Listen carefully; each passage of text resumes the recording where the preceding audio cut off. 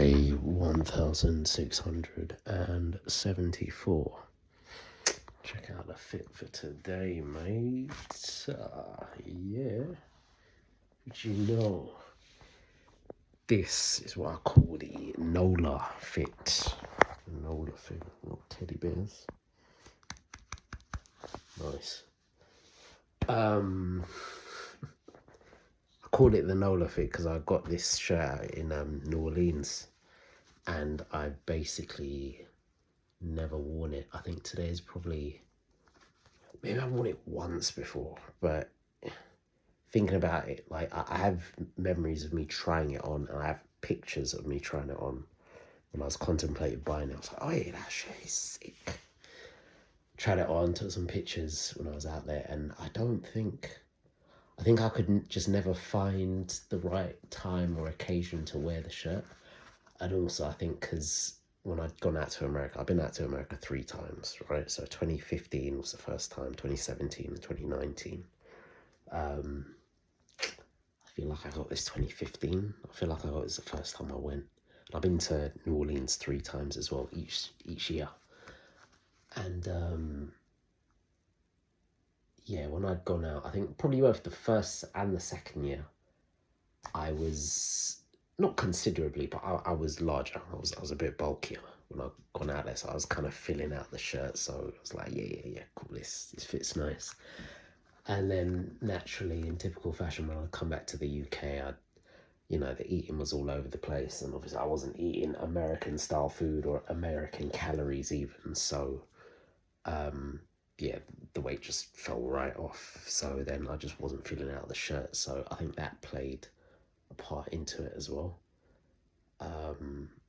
But yeah, today came and I had a reason. I wasn't actually even going to wear this. I was going to wear something else. Then I saw this, I was like, you know what, let me give it a try. Let me try it out, and yeah, man. I really do like this shirt, I'm not gonna lie, not going to lie. The arms need to fill out the ting a little bit more, but,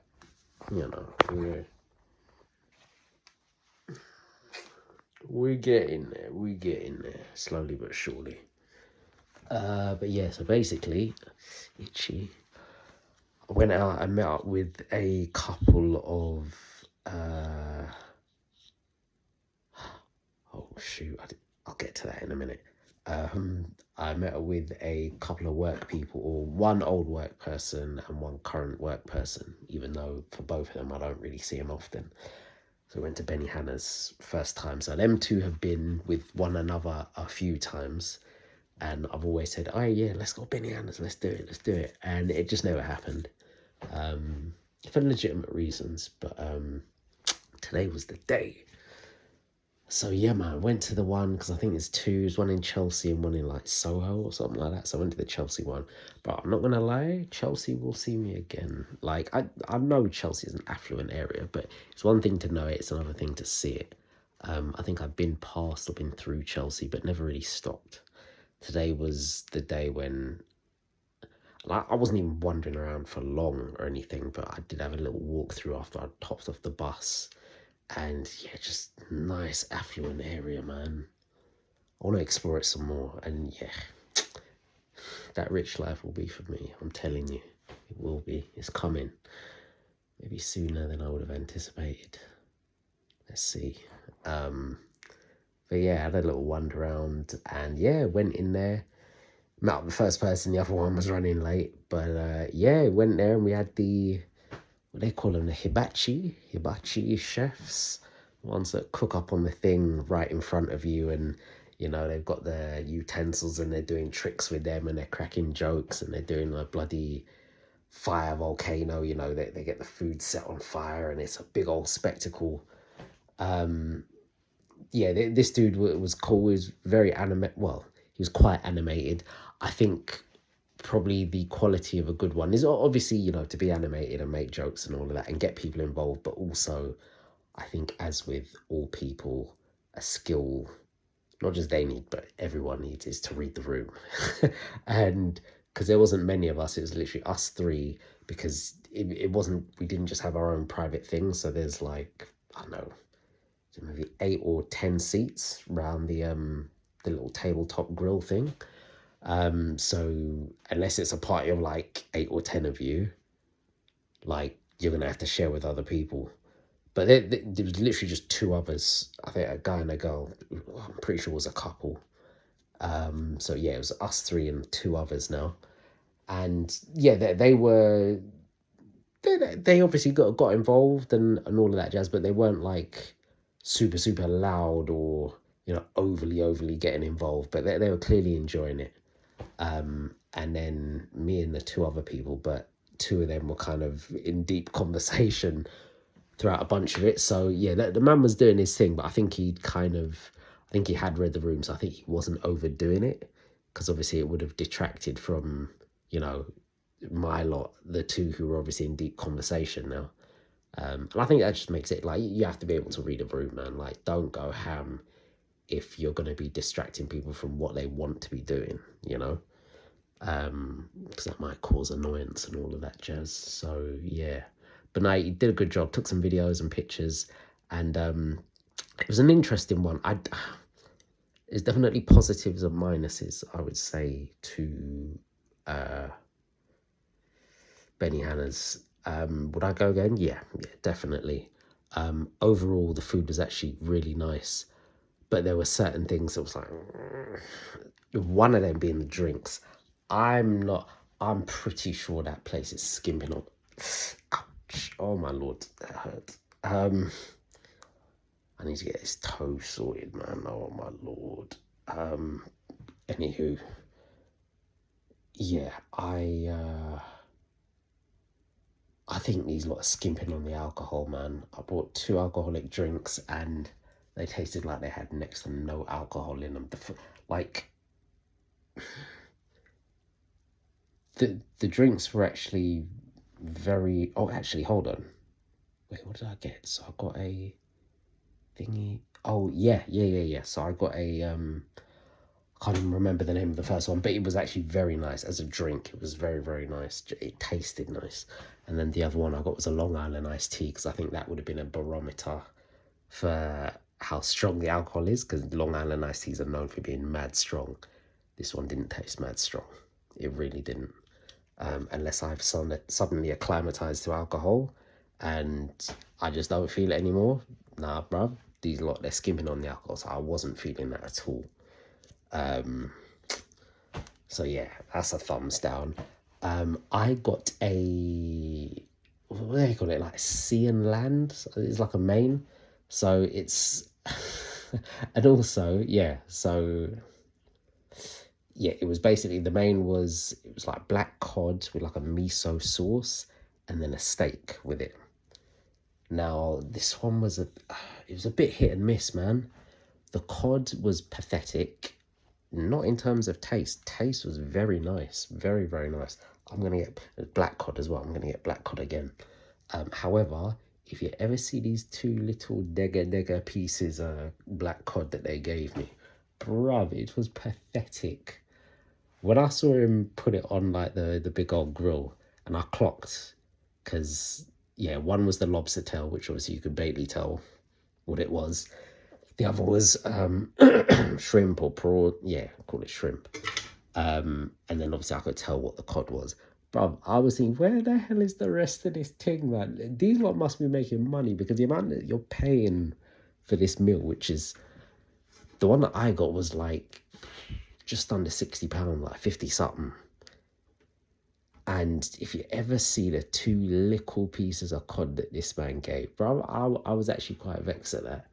However, now this is where we say, you know, swings and roundabouts, pluses and minuses. The steak that I got was actually a decent amount of steak, and it was cooked very nice. I asked for it medium rare. He did that, and it was very nice, very succulent, tasty, juicy. So I feel it kind of made up for it with that, but I'm still disappointed with the amount of black cod that I got. Which, again, maybe it's just super expensive, or, you know, maybe they're just, it's a way for them to maximize profit, basically. Cut back and, you know, cut back on the amount you give, maximize the amount you charge, business, right?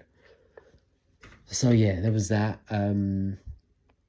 And we had like these little starters. We had like this onion soup, which was actually quite nice. Kind of lined the belly a bit. Then there was this little salad that you got after, which was quite nice and had like this dressing on it, which was quite tasty. Then there was these two. Oh yeah. Then after that, they gave you like a little prawn thing with what was it with, like aubergines, onions, and prawns, and then these two little sauce pots. One which was with like a ginger sauce, the other which I don't know what the sauce was, but it wasn't amazing. It was okay, but it wasn't that great. And then they did the main with the rice, like the fried rice.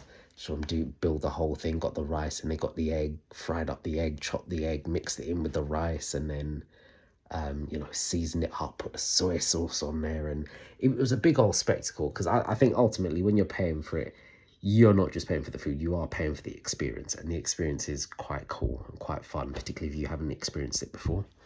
But then all in all, once you have those starters, and then you kind of have the rice and the tiny piece of cod, but then the good amount of steak, it all adds up, and I left there feeling pretty full, actually. Not bursting, but like satisfied. So yeah, that was good, man. The only other thing I will say was in terms of the way it's prepared. So, because in my mind, I don't even think I gave it too much thought, to be honest. But in part, in my mind, I was thinking the mains were going to be done in the kitchen and then brought out to you, rather than everything all done one at a time. So it's like the man did the rice. In terms of the mains, he did the rice, then he did the seafood / fish, and then he did the meat, or the land meat, I should say, because seafood is sea meat. The land meat afterwards. And one of my friends / colleagues who was sitting next to me, I could see them getting a bit vexed, because they were like, oh, they should have done it in this order, because now this is going to be getting cold. And this is the thing, it didn't take forever, but obviously it took a while. And I think the problem with doing these things one after the other is you'll have parts of your food that will start to go cold. And me personally, I like to eat everything at once at like an optimal temperature, everything at like a similar temperature, unless of course it's supposed to be cold. If I'm having seafood, fish, rice, and then land meat, yeah, I'm expecting all that to be hot, rather than, because the rice was sitting down for a minute, bro. It was sitting down for a minute. So that's one thing I wasn't a big fan of, just cooking things one after the other rather than doing it kind of all at once. Yeah, that could do with a rejig, I'm not gonna lie.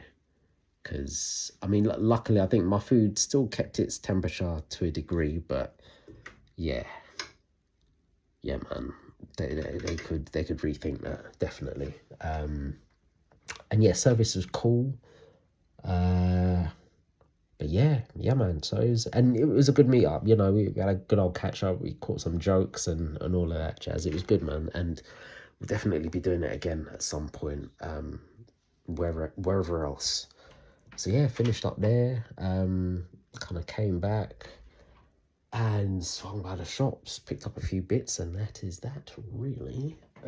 So yeah, I am going to wrap this up because I don't know how much time I've got left. I really hope I've got enough time. Flip. Yeah, you know what? Look, let's leave it there, man. Don't know what I'm doing tomorrow. Probably nothing. Chilling, doing the food. Stay 1674. I'll catch you tomorrow for day 1675.